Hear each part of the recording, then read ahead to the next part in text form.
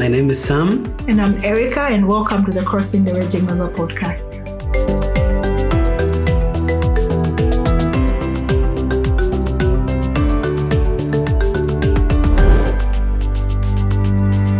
Erica, I've been reflecting on our last episodes, and I'm wondering, you as a development worker, you're an NGO or something like that, you're passionate about something, say education, and you want to do something for the community in an effective way without creating dependence. How do you do that?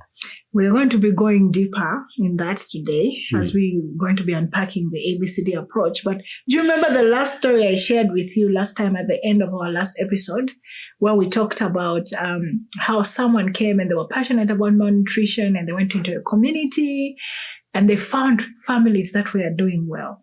So in every community, there are people who are doing something about what we care about. And if we are themed, we need to naturally find those people. It's not true that nothing has been done. You know, the saying that says there's nothing new under the sun. They might be doing it in another way, using another approach. If that community has been staying alive for 40 years before you came into that community, then they have been doing something. Maybe they're using herbal medicine. If you're a doctor, what are those practices they are doing? It's not all bad. Usually we always say everything is bad and we throw it away, but there are good things that are happening in the community. Yes. And the asset-based approach, which we'll be talking about, is the intention of looking for what's working. But do you know what happens when you don't find what's working? It's like a story I remember of one of our students who was in our program. They were very passionate about solar. These days, every day, everywhere you look is electric vehicles, electric cars, solar panel, renewable energy. I know about that because my husband works in the space, so I'm always listening to these kinds of conversation. And it's very good, you know. This is good. All of us should go green, all these things. So they go into a community and they find that that community has no power. So the first thing that comes to their mind, remember, they already have an idea in the back of their mind that they only, because that's what they have been doing. Yeah. Everybody's saying go green, go green. Let's use all these things. By the way, we are pro green. I am pro green. So it's great to have green projects. But even when we do them without considering the people, sometimes they might not work, because when we're going green, we want to go sustainable. And not just sustainable in form of resources, sustainable in form of that project continuing without us. That's what one of the things we'll be talking about. Yeah. So they went to that community. They realized there's no power. They set up a community meeting with the leaders. The people of the community came. They said, yes, we need power. Yes. They were so excited. They went back to their offices, brought all the solar panels, brought a solar engineer who set up everything in that community so that they could be able to have power. They signed off. There was power in the community, and took a few videos in that community where they were saying, okay, you know, my life has been changed. Now I can study at night. The kids were saying that, how they're using all this power, and the people signed off, told their funders that they had actually gotten the power in the community. Yes. So they went back, and 2 years later, one of them who was leading the program, who was narrating it, said that he walked through the community. And as he was walking, he happened to be walking through that community. And as he was walking through that community, he found the leaders, the same leaders who were so excited to set up that solar panel, cutting it off the last piece of it. What? They sold everything. The last piece. The last piece. They would actually sell it for scrap metal. Scrap metal, not even selling it, create. Nobody knew what to do with it. Exactly, yeah. They could only turn it, because scrap was one of the things that people could use for business. So some millions of dollars had gone into setting up. That's how money is lost. Exactly. Because of they had a theme. They did not consider what the community cared most about. Wow. Yeah. What a story. So today we'll help you determine which approach to use and in what situation. Do you want to share with us? Yes. So it's very important to understand what situation you're in. What are the current circumstances of whatever community you're going to? And these three circumstances, there's usually three circumstances. They are defined in the book When Helping Hurts. If you want to learn more about serving, I think that's a very good Christian perspective book that introduces how to serve communities. even using what we are talking about today. So the writers in the book talked about how there are 3 situations that we need. They're like lenses that we need to look through as we are determining which approach. In case people have forgotten, we're talking about the approaches we were talking about in our last episode, which approach to choose, because we talked about 4, 2, with, and by. Yes. How do you know which of those approaches to use? So there are 3 circumstances. And in what situation? In what situation? Yes. So these are the situations where either in a relief, is the community in a relief situation? They need help. They need help. Sam, what do you understand by relief? Relief, I guess it's help given, support given in times of crisis. Yes. Yeah. Something has to have happened. Yes. It's a crisis. It's always a crisis situation. Yeah. It's either there's a drought, there has been a flood or a tornado, an epidemic. A war that has just broken out and people have to leave. Refugees have to leave. Yeah. And all that. So there's something that causes a relief situation.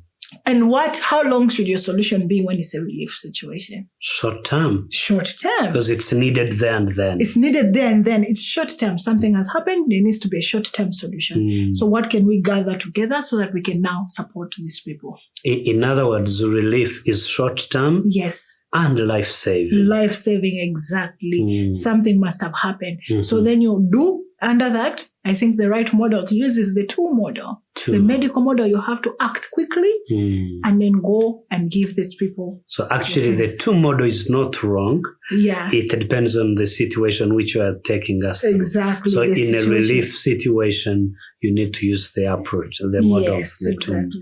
And in our story here in Rwanda, as you know, after the genocide against the Tutsi, we went through different processes. Immediately after the genocide against the Tutsi, many people had lost their lives. Those that had survived had injuries. They had no homes. Their houses were burnt down.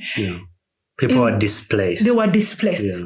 In that situation, the government needed to act quickly. In fact, we hear stories of how the soldiers were the ones carrying people, taking them to hospitals, helping with their wounds. It was an emergency situation.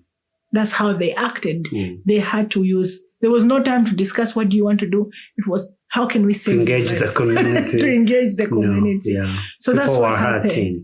They needed a life-saving approach. And then what happened after that, Sam? We went into a period of what? Rehabilitation. Yeah. Tell us more about rehabilitation. This is when things have now settled. We are no one is dying, but we still have maybe wounds to heal. Because we healed the external wounds when we did quick first aid and helped them. But their hearts are still broken. You know, for example, homes are not yet rebuilt. Now we need to start. How can we get people back to normal? Now in this phase is when now you start to rehabilitate the community. The with model is what I would advise here, because if you do it for them, then you'll be creating a sense of dependency in the community. But if you allow the community to be part of designing that solution, to play a key part in the solution, then that solution can be something that is adopted and continued beyond your intervention. So in the case of Rwanda, there were different rehabilitation initiatives, you know them. One of them, they did some psychosocial support for the people who needed healing. And healing went on, is still going on up to now. So they did that, but there was a period where it was a very important approach because people needed to forgive. People needed to be brought to books. You know the story of the Gachacha. Gachacha courts, yes. Can you tell us a bit more about how Rwanda involved the community in that process? During the Gachacha courts, this was a traditional way of how in traditional Rwanda they resolved conflicts between people, and they would sit down on grass. That's why Gachacha, which means grass. They would sit down, and then whoever has an issue against a neighbor, then they would raise it, and then the elders in the community would be able to provide solutions. So in the case of the genocide against the Tutsi, which happened in 1994, it is estimated that over 120,000 people had participated in the genocide. And all those people must be brought to book. You committed this crime against humanity. But there were not enough courts to try them. Matter of fact, it said that it would have taken over 200 years to be able to try all those people in the formal court system. And so Rwanda had to go back to the traditional way. How did we solve problems originally before the modern courts came? And the idea of elders, they had to choose elders, respected people, opinion leaders who cannot take bribes and all that. The people that they respected in different villages, brought them together, and then they would sit down, gachacha. They would sit down and talk about that. And in a period of 10 years, many people had been, had been tried. Others were rehabilitated and taken back to the community. And, those who had to pay fines for the properties they destroyed, they did that. Others even would ask for forgiveness. They would serve for a given time and then reintegrated into the community. And it helped. It helped. Now Rwandans live, in fact, not far away from here. Our partner organization, Rabagirana Ministries, has a community where all those people live together, those who committed the genocide and those who were being persecuted. And now they are living side by side because of this rehabilitation approach. Yeah. So there was a big challenge. There were people who had committed the genocide that needed to be tried. Yeah. So immediately, I think someone would think, can we bring in lawyers from other countries? Or maybe we should set up a law program to train people. Try all these people. Yeah. So that would be a long approach. The government said, what has been working in our community? How can we use it? There have been processes of bringing people to book. This is what we are going to use. And the community played a big role. In other words, in rehabilitation, you do it with the people. Exactly. You involve the community. You involve them. You identify what are they good at and what are we good at. And I do know that the government also provided some form of resources to facilitate. Yeah.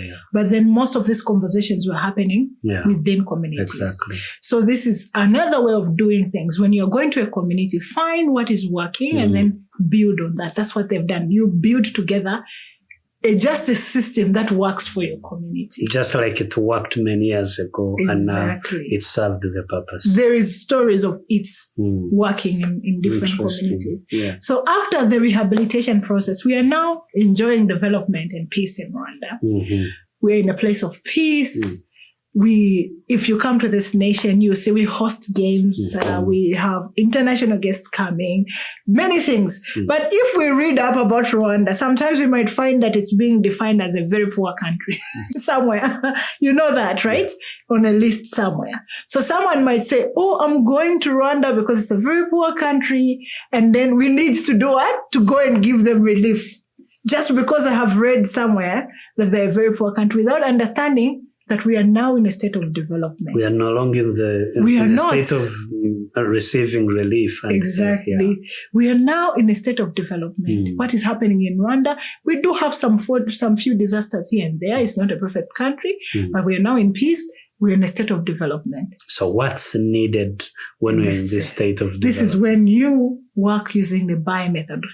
How can communities in Rwanda build solutions from inside out? By themselves. How do we facilitate solutions that are coming from the country?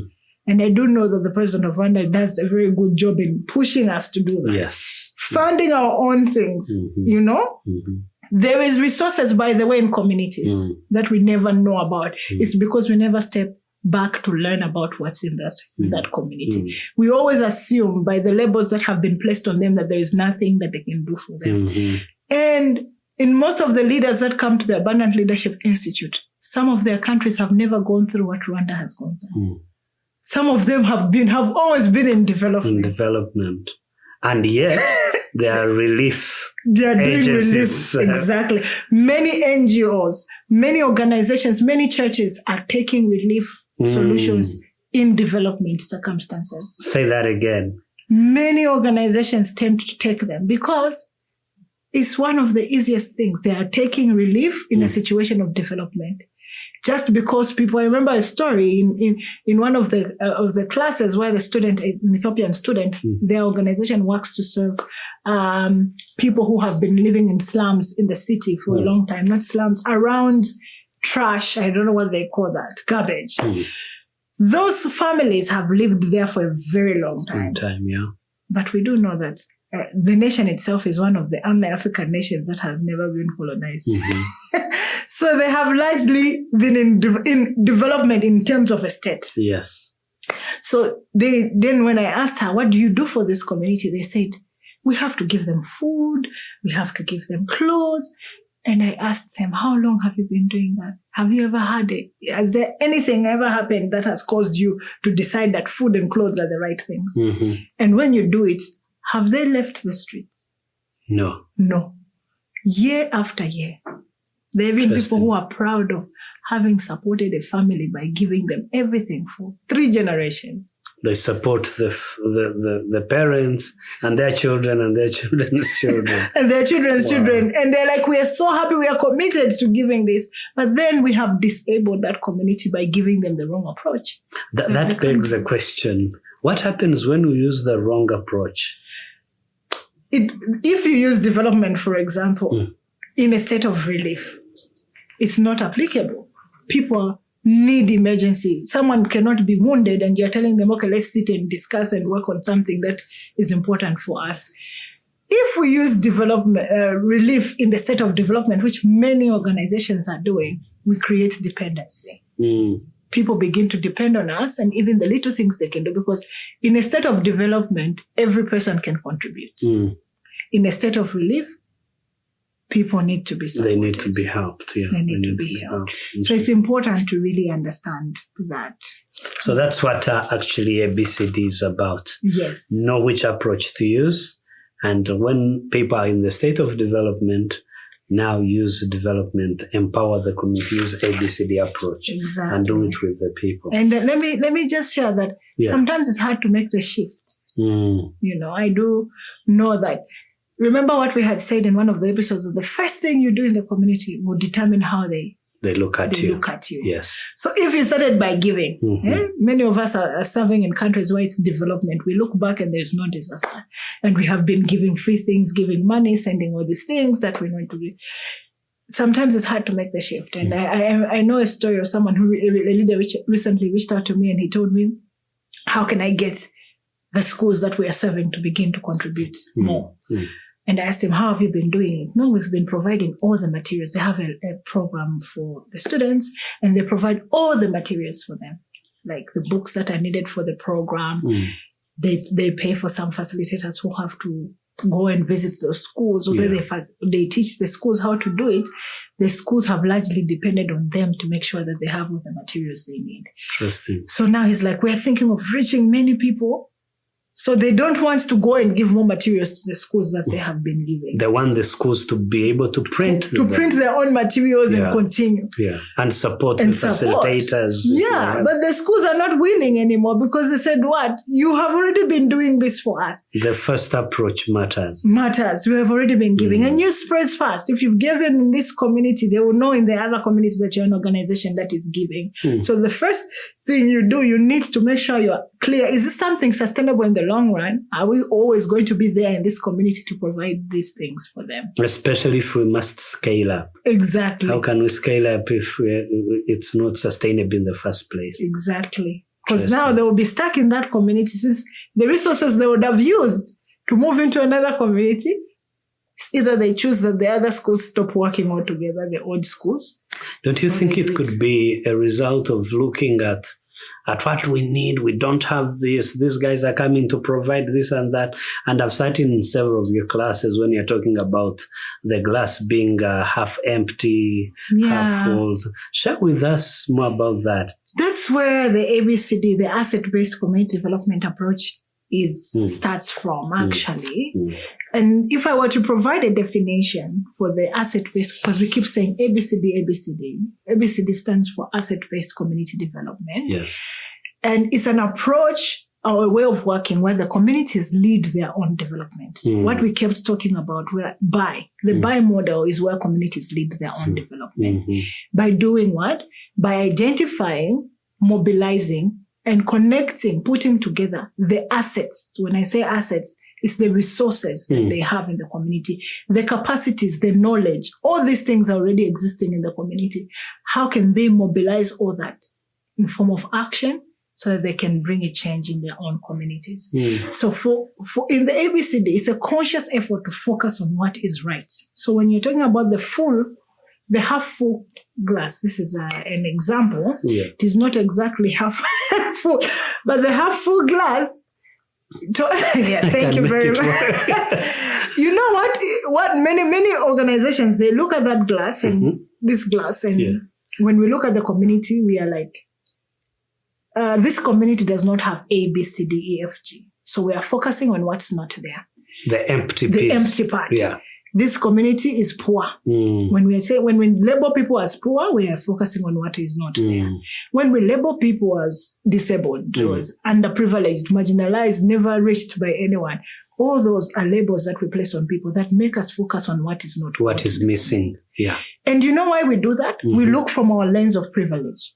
If I've come and I've been putting on shoes all my life and I walk into a community and I find people who are not putting on shoes, the first thing I'll say is that these people are poor, they cannot even afford any shoes. I've already deemed them as people who are not able to.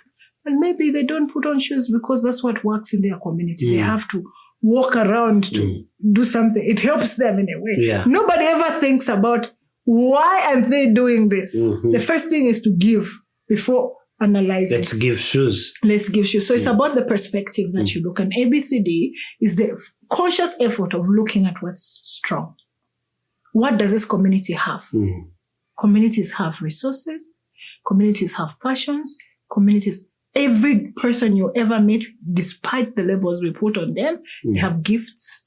God has given them. If we are Christians, we know that God has not created anybody empty-handed. The man you have found surviving for 40 years, I keep talking about, has survived because he's doing something right. And it's our role to find out what is that thing they have been doing right and how can we build on it. And that's what the ABCD is about.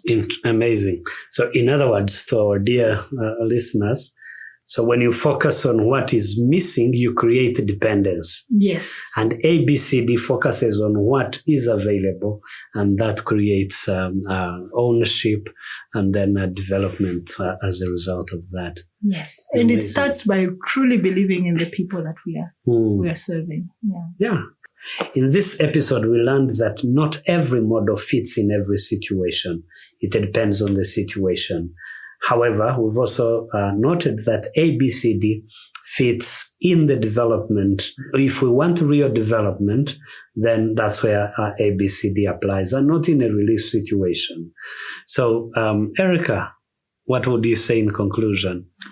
I would say that the ABCD starts by focusing on what we have in the glass. Always remember this glass illustration. And it starts with what is in there, not on the abundance and not the scarcity of the communities that we are serving. Yeah. What's next, therefore? Yeah. So in our next episode, we'll be talking about the core principles of ABCD. There are 5 core principles and 6 different assets that the communities have. We talked a lot about what they have. Now we'll be breaking down defining what exactly that is. Yeah. Sounds interesting. Yeah. Thank you for joining us. We hope you join us next time. For more episodes, please visit our website at kurumbuka.org/podcast.